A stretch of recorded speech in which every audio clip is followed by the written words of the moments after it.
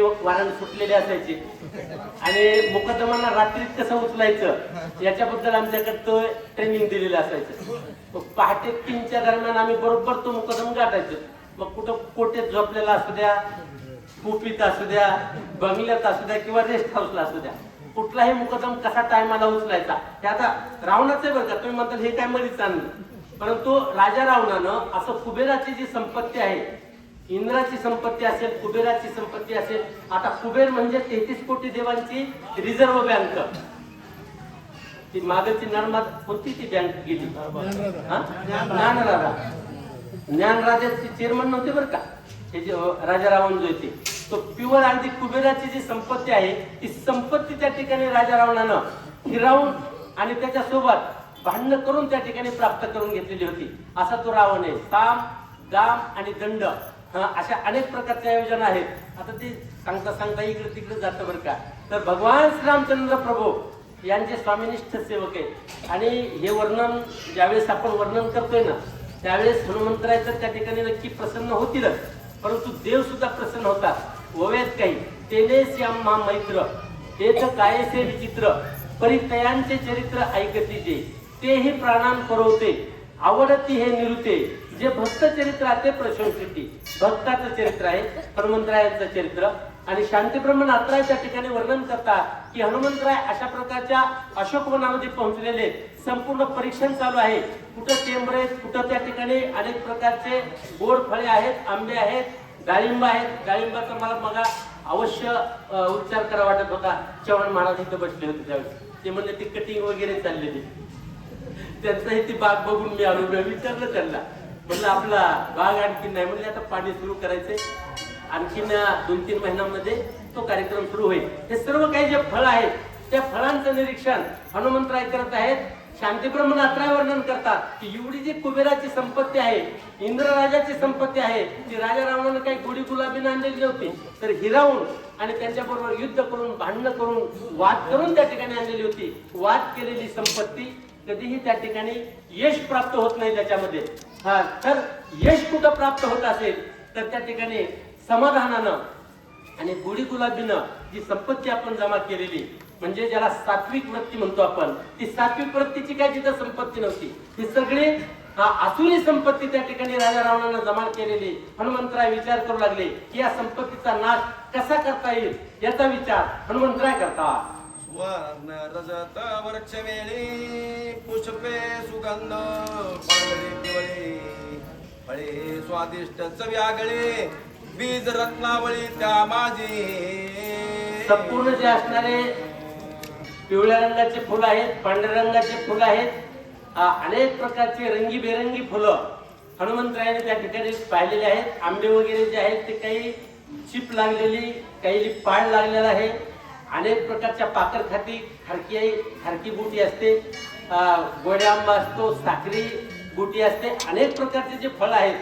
आता ते जुन्या काळात त्या आंबराया होत्या, आता त्या आंबराया राहिलेल्या नाहीत. परंतु मी असं समजतो मुंडे महाराज हे दोघं बी विभीषण महाराज आणि सुग्रीव महाराज यांना मी असं निर्देश करू इच्छितो की त्या काळातली जी आंबरई आणि द्राक्ष रसा आम्ररसा वेळे तोंड सडे वायसा की डोळे फुटती दिवसा डुडुळांची अवस्था आहे बरं का. तर कुणाला कुठं गेल्याच्या नंतर कशी चव निर्माण होते याबद्दलचं एक शांतीब्रह्म नाथराय सविस्तर वर्णन करतात की हनुमंतराय त्या ठिकाणी पोहोचलेले आहेत. अतिशय सुशोभित अशा प्रकारचं वन आणि वनश्री आहे. प्रत्यक्षात हनुमंतराय त्या ठिकाणी प्रसन्न झाले, परंतु विचार करू लागले की ही संपूर्ण आसुरी संपत्ती आहे, दैवी संपत्तीचा इथं अजिबात आणि लेश नाही. मग या आसुरी संपत्तीचा कधी ना कधी नाशच होणार आहे असं हनुमंतराय आणि विचार करतात. आता याचं संपूर्ण नियोजन, प्लॅनिंग, कशा प्रकारचा विनाश करायचा त्याचा संपूर्ण हनुमंतराय अभ्यास करू लागले. बीजापासून पुढते नवे वृक्षाचे उत्पत्ती एक वेळ फळे येते मग शोभती नुसतीची. काही फळ असे आहेत की मोठे मोठे फळ आहेत परंतु सीडलेस आहेत, सीडलेस ज्याच्यामध्ये बीजच नाही. अशा प्रकारचे मोठे मोठे फळ पाहिले. हनुमंतरायाने विचार केला की हे फळ जर आपण जर आपल्या बागेमध्ये म्हणजे भगवान श्रीरामचंद्र प्रभूंची अयोध्या आणि त्या ठिकाणचं जे नंदीग्राम आहे त्या नंदीग्रामच्या ठिकाणी जर या वृक्षवेली जर जाऊन लावल्या तर किती आनंद वाटेल. परंतु ते फळं पाहिले, फळं त्या ठिकाणी ओपन केलं, फोडले फळं, तर त्याच्यामध्ये बीजच नाही. मग हे कसं त्या ठिकाणी ते रोपीकरण कसं होईल, ह्याचं जे असणारे प्लॅन्ट जे काही रोपटे आहेत ते रोपटे कसे तयार करता येतील, काय विचार आहे. ज्याला म्हणतात ऍग्रिकल्चर, ऍग्रीचं नॉलेज म्हणजे शेतकीच्या बद्दल हनुमंतराय किती बुद्धिमत्ता वरिष्ठ आहेत, संपूर्ण अभ्यास करू लागले की हेच फळं, ह्याच वेली, हेच अशाच प्रकारचे संपूर्ण वृक्ष आपल्याला तिकडे नेऊन लावता येतील का, परंतु त्याच्यामध्ये बीज नाही. मग काय करायचं, हनुमंतराय विचार करतात. आईस या वृक्षाच्या जाती अशोकवनी नेनो किती, शोभा सोये शोभती उडे मारुतीच्या माझी. हनुमंतरायाने त्या ठिकाणची शोभा पाहिली आणि हनुमंतराय त्या ठिकाणं गायनाचे उडे आपुलिया छंदे याने आला अनुसरून आनंदानं उड्या मारू लागलेले आहेत, मिटक्या मारू लागलेले आहेत. हनुमंतरायांना अतिशय समाधान वाटलं. काय करतात आणखी, वृक्ष शोभा देखिल्यावरी माना मृच्छित जामासारी, दृष्टी जावनी विसरे बाहेरी सुगंध हरी घ्राणाते. हनुमंतरायांचे जे नाक आहेत आता पंचविषयत आहेत बरं का, शब्द, स्पर्श, रूप, रस आणि गंध. तो संपूर्ण पाहायला परिसर आणि डोळ्याचं समाधान झालं, म्हणजे रूप विषय त्या ठिकाणी परिपूर्ण झालेला आहे. सुगंध फळांचा जो आहे, आंब्याची जी काही झाडं काही असतात, काही फळं अशी असतात आंब्याची की सेज लागली आंब्याला की लगे असला सुगंध येतो की कुठंतरी त्या ठिकाणी जावं वाटतं आणि ते फळ विकत का होईना घेऊन, परंतु खावा वाटतात. आता तसे फळं राहिलेले आहेत, परंतु शेजारा आलेले आंबे त्याचाही सुगंध हनुमंतरायाने पाहिला. डोळ्यानं त्या जे संपूर्ण फळं आहेत ते पिवळ्या रंगाचे फळं, तांबड्या रंगाचे, ज्याला शेंद्रे आंबा म्हणतो, हळद्या आंबा म्हणतो, अशा प्रकारचे फळं पाहिले आणि तिथं हनुमंतरायाने समाधान व्यक्त केलं. काय करता, आईस या वृक्षो वृक्षी जाण गदा पाने वीर दारुण, राक्षस ठेविले रक्षेन पाहे कोण तयाकडे. हनुमंतरायाने पाहिलं एवढे मोठे फळ आहेत, परंतु या ठिकाणी संरक्षक मंडळी आहे, ज्याला आपण रेंजर ऑफिसर म्हणतो.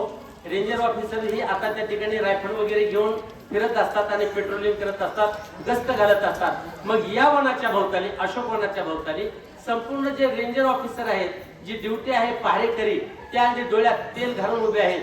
जर का कुणी जर आत एका चिंताला सुद्धा प्रवेश करता येत नाही, एवढं संरक्षण त्या वनाचं आणि राजा रावणानं बंदोबस्त केलेला आहे. आणि ज्या ठिकाणी बंदोबस्त असतो त्या ठिकाणी कोणालाही जाता येत नाही. जर पंढरपूरला जर आपण आषाढीच्या वारीला गेलो आणि आपल्याला मधूनच कुठून तरी घुसायचे तर ते पोलीसवाले असतात आणि ते कर्नाटकचे रिक्रूट पोलीसवाले असतात, ते ठोकतात आपल्याला जाता येत नाही कुठं, पंढरपूरच्या वारीमध्ये. परंतु आम्ही ते काम करायचं, एखादं गळाटलेलं गुळाटलेलं असलं की आजीली बोलवायचं, आजी घुसायचं आणि ती आजी घुसविली की पाठीमागचे लोक बोंबलायचे, म्हणजे ओरडायचे की काच्या आजीला घुसविलं. मग आमच्याकडे एक पॉइंट असायचा की ह्या आजी कशासाठी गेल्या तर आंघोळीला गेल्या, सांगायचं की या विधीसाठी आजी गेलत्या, आजोबा गेलते म्हणून आम्ही त्यांना सोडले. मग त्या लोकांना पटायचं नाही तर पाठीमागाचे लोक आमच्यावर लगेच बिघडायचे ना. हो काय, पोलीस जरी असलं तरी आम्हाला ते मारायला भेट नव्हते. परंतु नियम त्या ठिकाणी शिथिल होतो बरं का, कन्सेशन म्हणतात. जसं महिला मंडळीला हाफ तिकीट मध्ये कुठेही जाता येतं, तशा प्रकारे तिथं पण कन्सेशन आहे. मधला मार्ग काहीतरी काढायचा आणि मधल्या मार्गाने देवाचं दर्शन करायचं. हनुमंतरायाने विचार केला की इथं एवढं मोठं संरक्षण खातं आहे, एवढे त्या ठिकाणी आणि पहारेकरी आहेत, त्या पहारेकऱ्यांच्या तावडीतून कोणालाही जाता येत नाही.